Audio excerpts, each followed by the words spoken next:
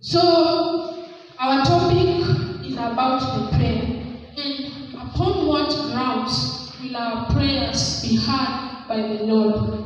Ni njia gani ama ni jinsi gani sisi kama binadamu tunaweza fanya ili huyu Yesu Kristo ambaye anasema kutaka kumjua baba yangu, yaani tukitaka kumjua baba ya Yesu Kristo lazima tupite kwake.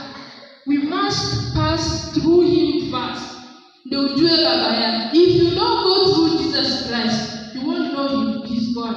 Ama ukisema mimi nataka kuconnect kwa king kabisa, hauwezi. Lazima upite kwake, yeye ambaye amepewa mamlaka juu yetu sisi. He's the one with authority on our lives. So we are going to read from the book of 2 Kings 22 to 6. Here is